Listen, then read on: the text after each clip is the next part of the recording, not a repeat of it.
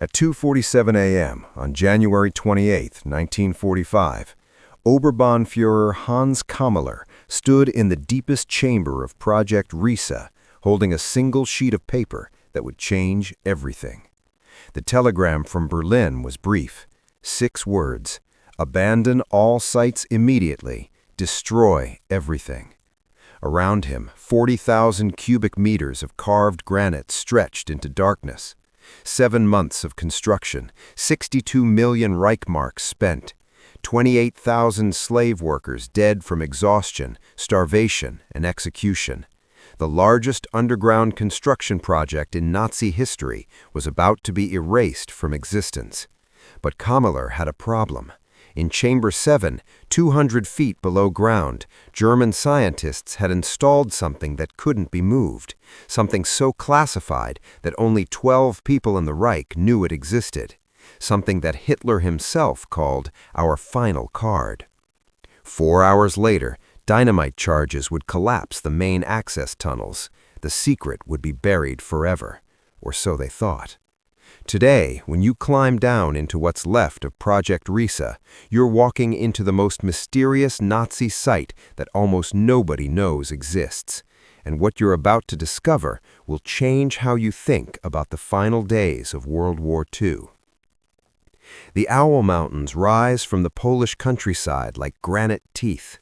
60 miles southwest of Rakow, the peaks reach 3,000 feet above sea level. Dense forests cover the slopes, narrow valleys hide between the ridges. In 1943, this remote wilderness became the construction site for Hitler's most expensive secret. Your boots echo on wet concrete as you descend the main tunnel. The temperature drops immediately, 45 degrees Fahrenheit year-round. Your breath forms clouds in the stagnant air. The walls are smooth concrete, poured with precision that would impress modern engineers. But after 20 steps, you realize something's wrong. These tunnels are huge, 30 feet wide, 25 feet high. The ceiling vanishes into darkness above your flashlight beam. Factory workers don't need ceilings this tall. Storage facilities don't require walls this thick. You're looking at 3 feet of reinforced concrete designed to withstand direct hits from 2,000-pound bombs. What were they planning to put down here? The air smells wrong, too. Stagnant water mixed with something metallic, something that makes your skin crawl, even though you can't identify it. Local guides say it's just rust from old equipment, but the smell is too specific, too sharp. It reminds you of electrical burns. Walk deeper into the main tunnel and count your steps. 50, 75, 100.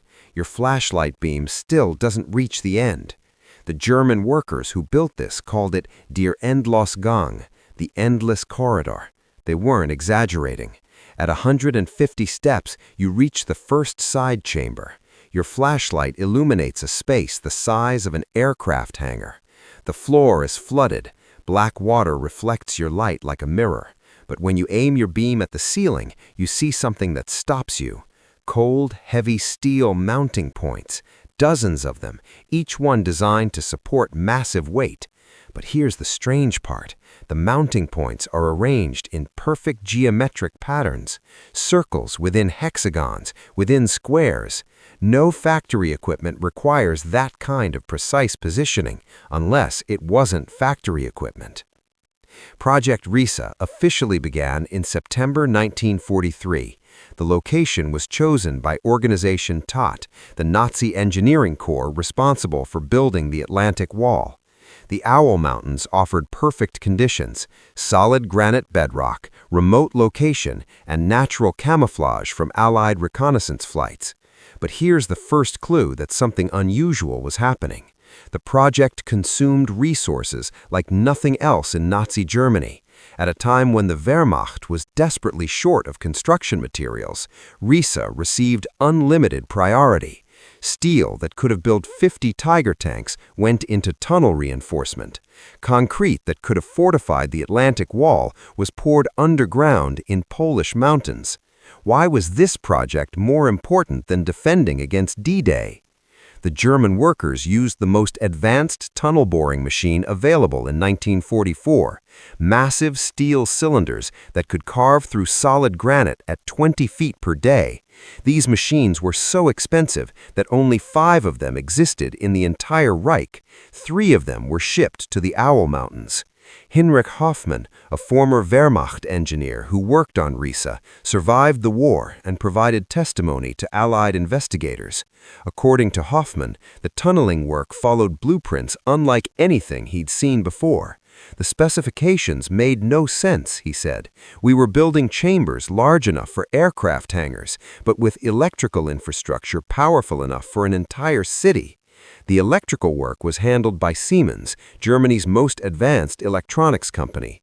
They installed power cables rated for 50,000 volts, industrial transformers weighing 20 tons each, and most mysteriously, what Siemens engineers called exotic grounding systems that extended 300 feet into the bedrock.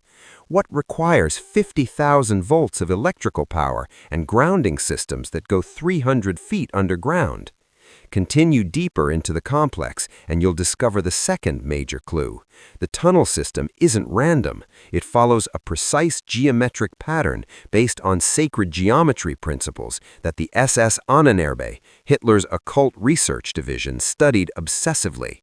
The main tunnels form a pentagram when viewed from above, 5 points connected by underground corridors. Each point contains a circular chamber exactly 100 feet in diameter. The chambers are positioned at specific distances that correspond to astronomical calculations. This wasn't industrial architecture, this was something else entirely.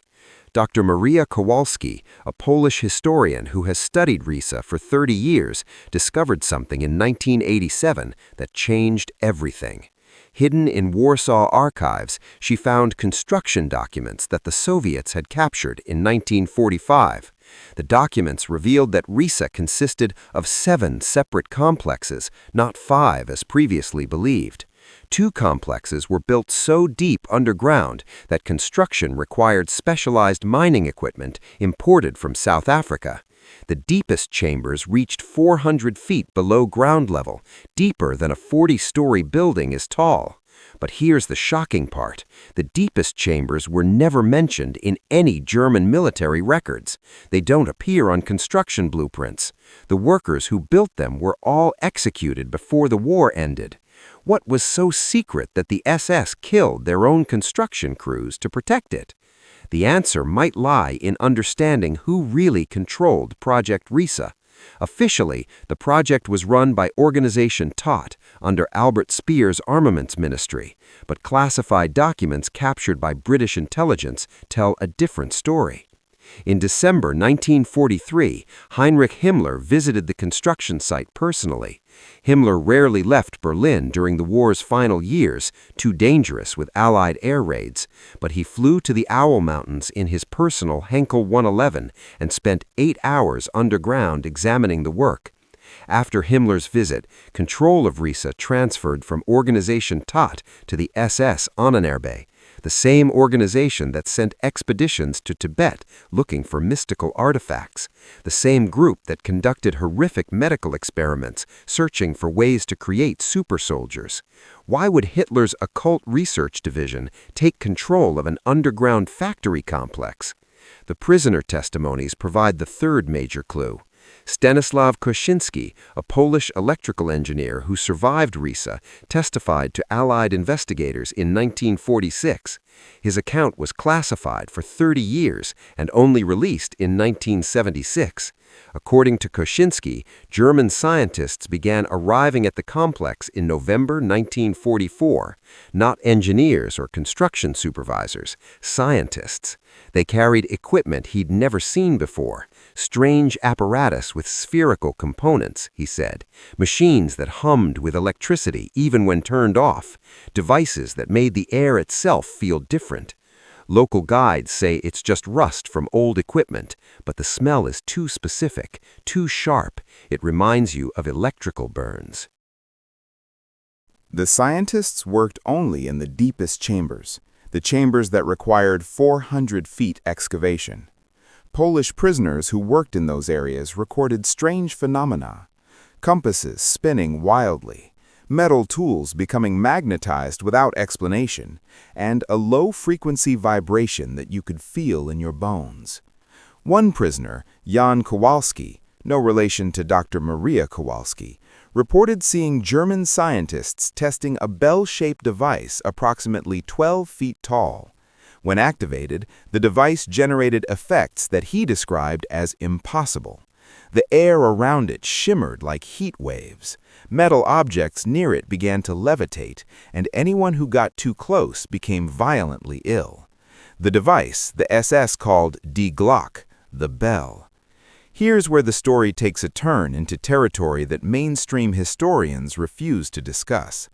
According to captured SS documents, Die Glock was an anti-gravity propulsion system developed by a team of German scientists working under the code name Kronos. The project was led by Dr. Ronald Richter, an Austrian physicist who had studied exotic matter properties before the war. Richter believed that certain radioactive isotopes could manipulate gravitational fields when subjected to rapid rotation and intense electromagnetic radiation.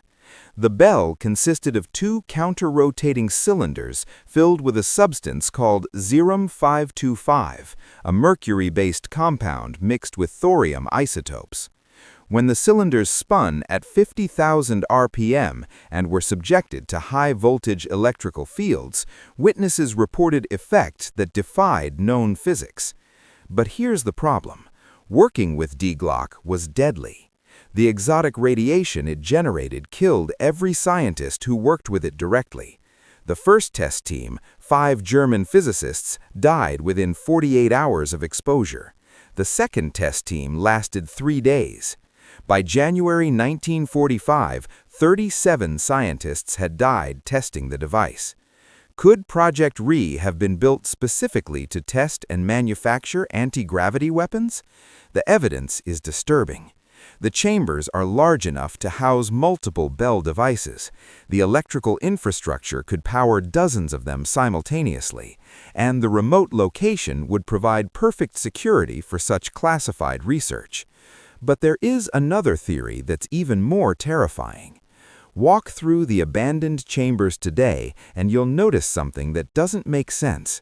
The spaces are too large for weapons research, too comfortable for industrial production. The walls are finished with materials that were luxury items in 1944. Imported marble, hardwood paneling, even crystal light fixtures. These chambers weren't built for manufacturing. They were built for living. Theory number 2, Project Riese was designed as an underground city for Nazi leadership, a place where the party elite could wait out the war's aftermath and then emerge to rebuild the Reich. This theory is supported by construction details that historians discovered in the 1990s. The deepest chambers contained living quarters designed for long-term occupancy. Kitchens equipped to feed thousands of people, libraries with spaces for hundreds of thousands of books, even recreational facilities, including a swimming pool and cinema. But most chilling of all, nurseries, rooms specifically designed for raising children. The SS wasn't just planning to preserve Nazi leadership, they were planning to preserve the Nazi bloodlines. Classified documents captured by the Americans in 1945 revealed that Heinrich Himmler was obsessed with genetic preservation. He believed that certain German families carried superior genetic traits that had to be protected even if the war was lost. Risa might have been intended as a genetic preservation facility where carefully selected Nazis could breed a new master race. Some historians believe that by late 1943, Nazi leadership knew they were going to lose the war, but they also believed their racial theories were scientifically correct. They couldn't let superior German genetics die with the Third Reich, so they built Risa as an underground Noah's Ark for the Aryan race. The evidence supporting this theory is disturbing. Construction documents show that the complex was designed to be completely self-sufficient. Underground farms using hydroponic technology that was decades ahead of its time. water purification systems that could operate indefinitely, even manufacturing facilities where residents could produce everything from tools to textiles. The most unsettling discovery came in 1989 when Polish explorers found a chamber that had been sealed since 1945. Inside were thousands of books, scientific instruments, and cultural artifacts. The collection represented what the SS considered the best of German civilization: classical music recordings, philosophical texts, and scientific equipment. But mixed in with the cultural materials were thousands of genealogical records, family trees dating back centuries, genetic profiles of prominent Nazi families, and breeding charts that mapped out how to maintain racial purity over multiple generations. The Nazis weren't just preserving culture, they were preserving people. But then there's theory number 3, and it's the one that keeps historians awake at night. What if Riese wasn't about preserving the past? What if it was about creating the future? In the deepest chambers of the complex, the ones that required 400 feet excavation, Polish explorers have found evidence of something that shouldn't exist in 1945. Crystalline structures embedded in the granite walls, perfectly geometric formations that appear to have been created by intense electromagnetic radiation. Dr. Andrzej Marasek, a physicist from Krakow University who studied these formations in 1995, concluded that they were created by technology that didn't exist in 1945. The crystal growth patterns indicate exposure to coherent electromagnetic radiation, he reported. The frequency characteristics suggest technology that we're only beginning to understand today. What if the Nazis weren't just testing anti-gravity weapons in Riese? What if they were trying to open doorways to other dimensions? This theory sounds like science fiction, but it's supported by testimony from SS officers captured after the war. Several mentioned experiments involving dimensional manipulation and space-time distortion. They described tests where objects would disappear from one chamber and reappear in another chamber hundreds of feet away. Hans Kammler, the SS general who controlled Project Riese, was obsessed with what he called breakthrough technologies. He believed conventional physics was just the beginning of scientific understanding. In 1944, he established research programs studying everything from telepathy to time travel. Captured SS documents mention something called Project Kronos, experiments designed to manipulate the flow of time itself. The goal was to create temporal distortion fields that could slow down time for German forces while accelerating it for their enemies. The documents described chambers where clocks ran at different speeds depending on their location, areas where hours passed like minutes, zones where minutes stretched into hours.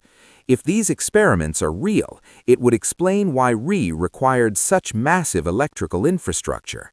Manipulating space-time would require enormous amounts of energy. It would also explain the strange geometric patterns in the tunnel layout.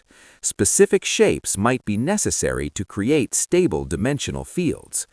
But the most disturbing evidence comes from the prisoner testimonies. Multiple witnesses reported seeing German scientists enter certain chambers and emerge hours later, claiming that only minutes had passed. Others described areas of the complex where their watches stopped working or ran backward. One prisoner, Tadeo Nowak, reported an incident that still gives researchers nightmares. In December 1944, a team of German scientists entered one of the deepest chambers, carrying equipment for what they called temporal displacement testing. Nowak and 5 other prisoners were ordered to stand guard outside the chamber. According to Nowak, the scientists entered the chamber at 2 p.m. At 2:30 p.m., strange lights began flickering under the chamber door. At 3 p.m., the lights stopped and the scientists emerged. But here's the impossible part. The scientists claimed they had been inside the chamber for 6 hours. They described extensive experiments, taking detailed measurements and completing complex calculations. But only 1 hour had passed in the outside world. The scientists had somehow experienced 6 hours while the rest of the world experienced 1. If this testimony is accurate, the Nazis had developed technology that could manipulate time itself, technology that could give their forces an enormous tactical advantage. Imagine being able to slow down enemy attacks while your own forces moved at normal speed. Imagine being able to accelerate your manufacturing while enemy production crawled. But then, on January 28, 1945, everything stopped. Soviet forces were still 200 meters away. The complex was nowhere near completion, only 30% finished according to construction records. Millions of Reichsmarks worth of equipment sat in the chambers. Scientists were in the middle of their most promising experiments.